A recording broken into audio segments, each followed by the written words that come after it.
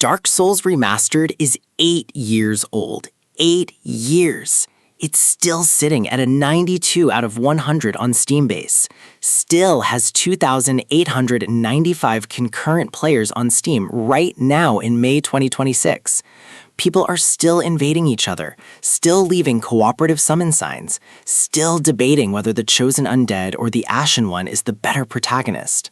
Blizzard released in May 2018, FromSoftware released Elden Ring in 2022, then Shadow of the Erdtree just last year, and somehow this nearly decade-old remaster of a 15-year-old game still matters. It still has an active modding community creating visual overhauls. It still has speedrunners discovering new optimizations. It still has players experiencing Lord Dren for the first time and getting their minds blown. Today, I'm breaking down why Dark Souls Remastered is proof that great game design never actually gets old. You play as the Chosen Undead, an undead warrior who climbs out of the undead asylum with virtually no explanation. That's Dark Souls' narrative philosophy. You're dropped into a world mid-apocalypse with minimal exposition, expected to figure out what's happening through item descriptions, environmental storytelling, and NPC dialogue. The world, Lord Dren, exists in the dying age of fire. The first flame, the source of all life and distinction, is fading. Without the flame, the world enters the age of dark. The primary conflict involves 4 Lord Souls, fragments of power given to powerful beings. Your mission? Ring 2 bells of awakening to open the kiln of the first flame and link your soul to the flame, prolonging the age of fire. This premise supports one of gaming's greatest world designs. Lord Dren is interconnected. You're not moving through linear corridors, but genuinely navigating a cohesive geography. Shortcuts connect areas. Elevators lead to unexpected places. By the end game, you can look down at Firelink Shrine and see the landscape you traversed. The level design is architectural perfection. What makes Dark Souls special is this: almost everything is optional. You technically only need to defeat 2 bosses to reach the endgame. That the world is so thoughtfully designed that exploration naturally leads you through content. You're not following a breadcrumb trail, you're discovering the world at your own pace. The story, told fragmentarily through cinematics, item descriptions, and NPC conversations, asks philosophical questions. Is linking the flame right? Should humanity accept the Age of Dark? Is servitude to the flame any better than servitude to the abyss? By the ending, you're left contemplating what victory actually means. Dark Souls is famous for difficulty, but more accurately, it's famous for respect. The game is genuinely hard. Bosses have intricate attack patterns, areas have environmental hazards, some enemy placements are deliberate ambushes, but the game never cheats. There's no artificial difficulty. Difficulty comes from learning patterns, understanding your limitations, and adapting. The core loop is elegant. Explore, find enemies, die repeatedly, learn patterns, succeed. Your character can equip weapons, armor, spells, and miracles, creating wildly different builds. Heavy armor melee fighters, magic-focused sorcerers, healing-focused clerics, parry-based assassins. The freedom is genuine. You're not following a predetermined build path. The stamina system is crucial. Every action, attacking, rolling, blocking, consumes stamina. Management is survival. Panic rolling will exhaust you. Poor parry timing leaves you vulnerable. This creates tension in every encounter. You can't just spam buttons. You must be deliberate. What surprised me replaying in 2026, Dark Souls is genuinely accessible. If you're patient, you'll eventually understand enemy patterns and succeed. The difficulty is tuned so that failure is always your fault, never the game's. That's better game design than games that are hard but unfair. The DLC expansion Artorias of the Abyss, included in Remastered, introduces some of the franchise's greatest bosses and deepest lore. Artorias himself is a tragic figure, a legendary knight cursed to wield an abyssal greatsword. The storylines are rich.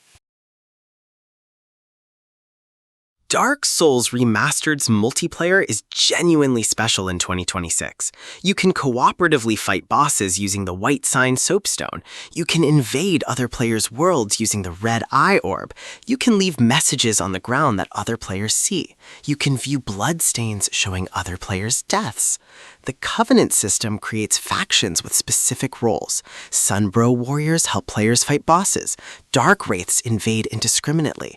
Dark moons hunt down sinful players. It's a brilliant asymmetrical multiplayer system that feels organic to the world rather than artificially grafted on. In 2026, multiplayer is still vibrant. The Undead Burg, the starting area, remains an invasion hotspot where low-level players test their PvP skills. The Kiln of the First Flame is the primary dueling arena where honorable 1v1 fights happen. Co-op summons are still common in early-game boss areas. What's remarkable, despite being 8 years old, Remastered has a more active multiplayer community than many modern games. New players continually arrive, veterans maintain the ecosystem, and there's genuine culture around invasions and dueling. The community self-governs. Gang squads, multiple summons teaming against invaders, are common, but 1v1 dueling is respected. The modding community has also enhanced multiplayer. Seamless co-op mods let you play the entire game cooperatively without summoning signs. Blue Sentinel mods improve anti-cheat. The community has basically had to fix problems FromSoftware left unsolved. Remastered's graphics are enhanced but modest. The original Dark Souls on PS3 was blurry, muddy, and ran at 30 FPS with constant dips. Remastered fixed that. Stable 60 FPS, higher resolution, cleaner textures, better lighting. Armor details pop. The bonfires have been redesigned with better visual clarity. The most dramatic improvement is Blighttown, an infamous area that ran at approximately 15 FPS in the original. Remastered runs it at a stable 60 FPS. It went from controller-throwingly frustrating to just challenging. This single improvement makes the game significantly more enjoyable. Lost Izalith also improved. The original's lava was an eyesore of screaming orange and red that actually hurt to look at. Remastered toned it down significantly. It's still the weakest area visually, but no longer gives you a headache. Character models are detailed. Enemy design is iconic. The environment art remains excellent. You can see the care taken in every location. It's not photorealistic, but it doesn't need to be. The art direction is timeless. Performance is solid across platforms. Switch version has compressed audio and slightly blurred textures, but runs at 60 FPS. PC can push even higher with mods. The modding community created the Remastered mod that adds dynamic shadows, upgraded textures, improved reflections, and replaced distance geometry. Seeing Blighttown from Firelink Shrine becomes genuinely impressive. Technical issues persist. Netcode problems cause backstabs landing from impossible distances. Parry timing remains finicky. The camera is occasionally problematic in tight spaces. These are old problems FromSoftware never fixed. What absolutely holds up? The world design, the boss design, the interconnected level layout, the fundamental gameplay loop. These are timeless. Playing Remastered in 2026 feels as fresh as it did 8 years ago. The art direction remains gorgeous. The soundtrack by Hidetaka Miyazaki and Yoda Sutsumazaki is phenomenal. The environmental storytelling is masterful. Everything about Dark Souls' core design is exceptional. What doesn't hold up? The camera system feels dated compared to modern action games. The parry timing is unintuitive. It requires backstep timing rather than shield timing. Rolling has minimal invincibility frames compared to modern Souls games, making it feel sluggish. If you play Dark Souls 3 or Elden Ring first, returning to Remastered feels slow. The PC port still has frame pacing issues on certain hardware. The netcode is genuinely terrible. Backstops land from absurd angles due to poor synchronization. The anti-cheat system is non-existent, leading to cheater invasions that can permanently ban innocent players. Some NPCs are easily missable, locking you out of questlines permanently. The game doesn't accommodate mistakes. If you accidentally antagonize an important NPC, that content is gone. The New Game Plus system immediately overwrites your save, preventing you from accessing unlocked areas until you complete the entire game again. This is legitimately frustrating. Is Dark Souls Remastered worth playing in 2026? Absolutely, with significant caveats. If you've never played a Souls game, Remastered is the perfect entry point. It's slower paced, more forgiving, and better teaches fundamentals than contemporary alternatives. The interconnected world design will blow your mind. The boss variety is phenomenal. The multiplayer community is still welcoming to newcomers. If you've played Dark Souls 3 or Elden Ring, prepare for a shock. The combat feels slower, the rolling feels sluggish, the parrying feels weird. But once you adapt, you'll appreciate what Dark Souls Remastered accomplishes with less technical sophistication. The game costs £35 to £40, regularly on sale for less. You're getting 50 to 100 plus hours of content. That's exceptional value. The DLC is included, the multiplayer is free, there's no Battle Pass nonsense.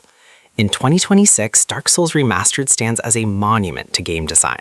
It's 8 years old and still feels essential. It's 15 years removed from the original and the design still holds up. That's not nostalgia talking. That's evidence that FromSoftware created something genuinely timeless. The game isn't perfect. It has legitimate flaws, but those flaws are minor blemishes on something remarkable. Dark Souls Remastered proved that excellent world design, thoughtful challenge, and respectful difficulty create experiences that transcend technical limitations. Thanks for watching. If you've played Dark Souls Remastered, let me know in the comments which area impressed you most. For me, it's always been Sen's Fortress, the clockwork gauntlet designed to humble you. Like this video if you appreciate games that respect your intelligence, subscribe for more deep dives into games that genuinely matter, and I'll see you next time. Now if you'll excuse me, I need to go get invaded in Undead Parish.